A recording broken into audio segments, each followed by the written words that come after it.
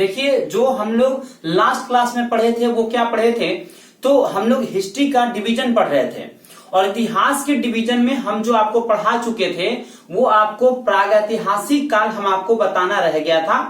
प्रागैतिहासिक काल के विषय में बता दिए थे और आदि ऐतिहासिक विषय के बारे में भी हम आपको बता दिए थे। यहाँ पे हम आपको ऐतिहासिक काल के बारे में आज के क्लास में हम लोग शुरुआत करने जा रहे हैं। तो चलिए शुरुआत करते हैं। देखिए माय डियर, ये जो ऐतिहासिक काल है इसका जो हम आपको टाइम पीरियड बता रहे हैं वो क्या बता रहे हैं, 600 बीसी से लेकर यानी 600 ईसा पूर्व से लेकर 1947 या तो 1948 या तो 1950 या तो 1964। सवाल ये उठता है कि सर इतना सारा टाइम का डिवीजन क्यों किया गया है। हमने आपको ऑलरेडी बता चुका है कि इतिहास का बंटवारा तभी किया जाता है जब पूरे इतिहास में कोई एक महान घटना घट जाती है। जब तक महान घटना नहीं घटेगा तब तक आप इतिहास का बंटवारा नहीं कर सकते हैं। इतिहास का बंटवारा तभी हो पाएगा जब कोई महान घटना घटेगा तब, अदरवाइज आप इतिहास का बंटवारा नहीं कर सकते हैं। तो यहां पे 1947 में आपको पता होगा भारत आजाद हो गया और जब भारत आजाद हुआ तो हम लोग जो है वो पहले अंग्रेजों के गुलाम थे। भारत के ऊपर अंग्रेजों का जो है वो शासन हुआ करता था।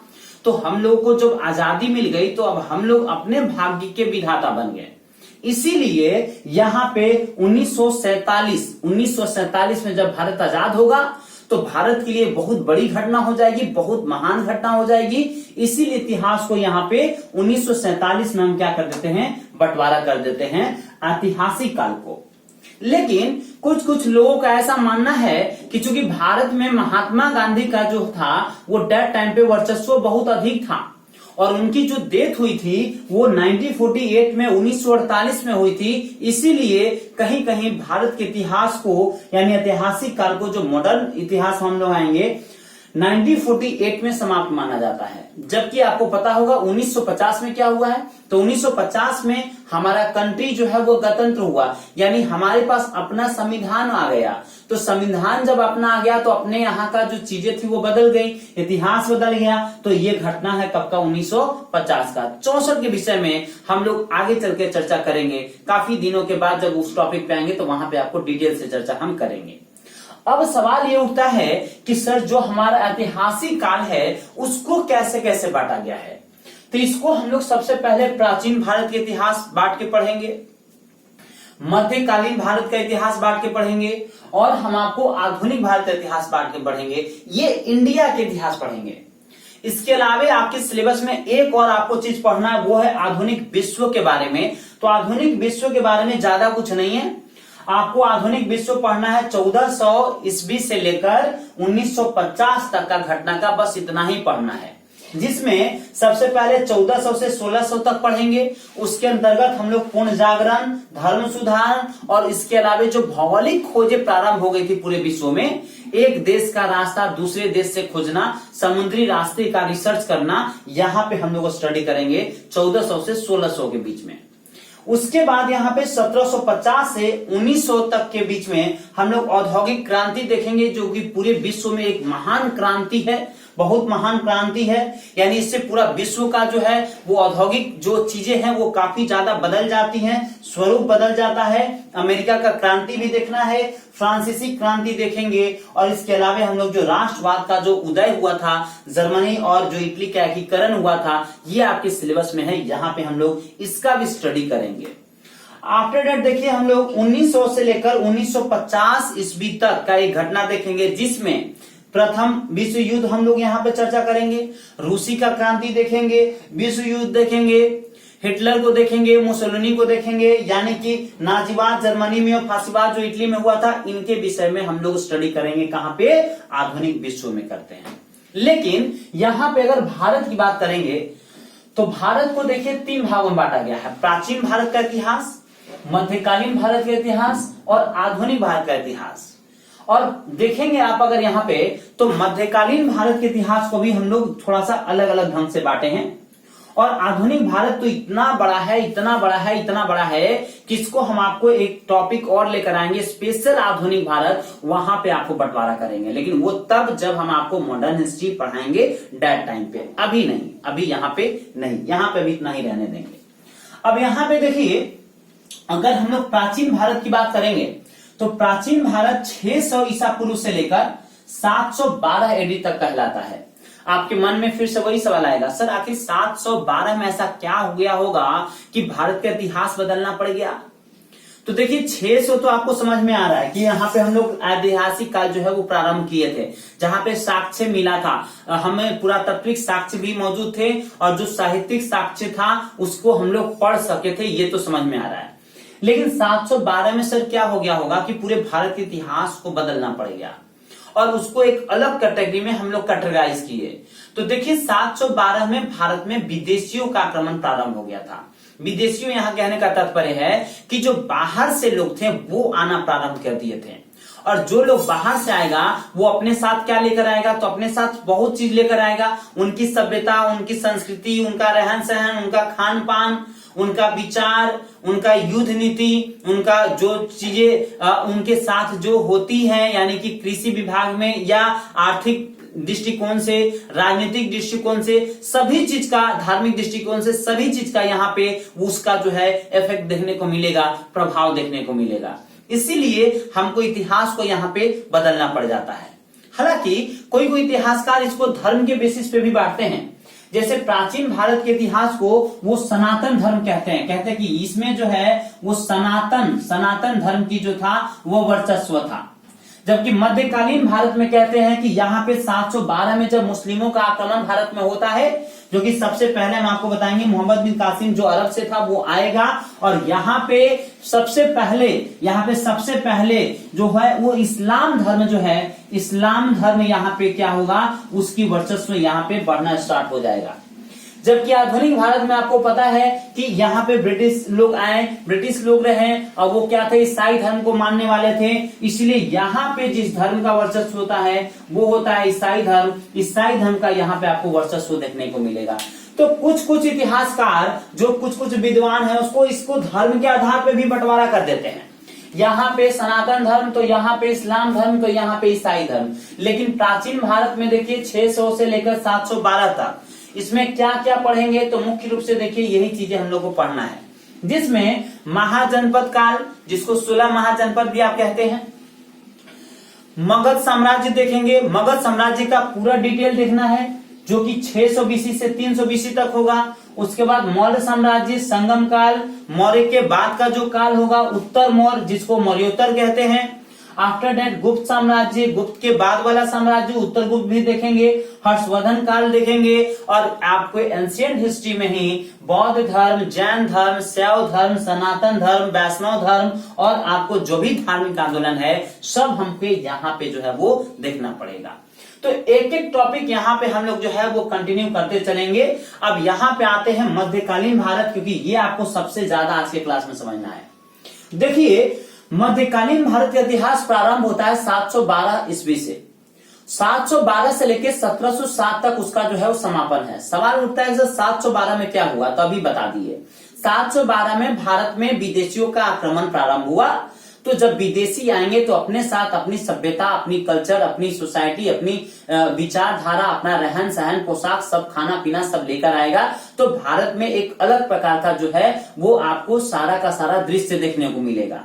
इसीलिए यहाँ पे मध्यकालीन भारत का इतिहास जो है वो 712 से माना जाता है। लेकिन 1707 में क्या हुआ था, तो 1707 में देखिए क्या हुआ था, एक औरंगजेब नाम का एक शासक था, जो कि मुगल शासक में सबसे अंतिम ताकतवर शासक था। हालांकि ये सबसे अंतिम नहीं है मुगल का कह रहे हैं सबसे अंतिम में ताकतवर। इसके बाद जो भी आए, इसके बाद जो भी औरंगजेब के बाद जो यहाँ पे मुगल साम्राज्य जब शासन किया, वो हम लोग आधुनिक भारत में पढ़ेंगे, उत्तर मुगल काल में पढ़ेंगे, वो बहुत ज्यादा शक्तिशाली नहीं रहे। इसीलिए यहाँ पे भारत में जो है वो ईसाई धर्म का जो है वर्चस्व आया। यहाँ पे ब्रिटिश अंग्रेज जो थे वो उनका विजय हो जाता है और उनका साम्राज्य स्थापित हो जाता है। इसीलिए भारत के इतिहास को बदल जाता है 1707 के बाद। जैसे औरंगजेब की मृत्यु होगी, भारत में ब्रिटिश का यानी अंग्रेजों का आधिपत्य ज्यादा होने लगेगा। इसीलिए भारत के इतिहास को हम लोग मध्यकालीन यहाँ पे समाप्त करेंगे 1707 में, और आधुनिक हम लोग क्या करेंगे, प्रारंभ करेंगे। यहाँ पे देखिए मध्यकालीन भारत के इतिहास को भी 3 भागों में बांटा गया है माय डियर। एक दिल्ली सल्तनत के पहले का इतिहास, दिल्ली सल्तनत के पूर्व का इतिहास, एक दिल्ली सल्तनत का इतिहास और एक दिल्ली सल्तनत के बाद का इतिहास। दिल्ली सल्तनत के पूर्व के इतिहास को विदेशियों का आक्रमण नाम दिया जाता है, यानी कि यहाँ पे जो है वो विदेशी भारत आएंगे और आक्रमण करेंगे, लूटपाट करेंगे, यहां से जो भी धन संपत्ति मिलेगा सब लूटेंगे और अपने अपने कंट्री ले जाएंगे। और उन लुटेरों में से 3 व्यक्तियों का नाम आता है, और जिसमें से एक आता है मोहम्मद बिन कासिम का, जो 712 में आएगा, अरब आक्रमण था वो, अरबी था वो। और दूसरा आपको होगा तुर्क आक्रमण, और तुर्क आक्रमण यहाँ पे 2 को देखने को मिलेगा, एक महमूद गजनी का और एक मोहम्मद गौरी का। ये दोनों भारत आएंगे, भारत से जो भी चीजें मिलेंगी सब लूटेगा और लूट के अपने देश को चला जाएगा, वापस चला जाएगा। लेकिन आपको बता दें, यहां पे ये जो विदेशियों का आक्रमण है वो 712 से लेकर 1206 तक ही रहता है।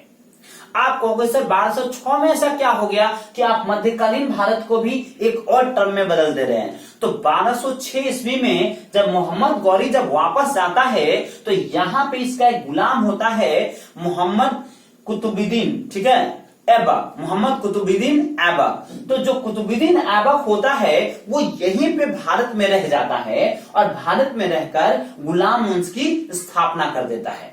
तो ऐबक जो है वो गुलाम वंश की भारत में रहकर स्थापना कर देता है और इसीलिए यहाँ का इतिहास बदल जाता है। वो भारत में रहता है और दिल्ली सल्तनत की स्थापना करता है, जो कि 1206 से लेकर 1526 तक रहा।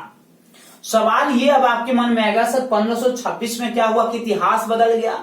तो 1526 में बाबर का आक्रमण भारत में होता है, और जब बाबर भारत में आएगा तो पानीपत का प्रथम युद्ध होगा 1526 में, जिसमें लोदी वंश का जो शासक होगा वो मारा जाएगा।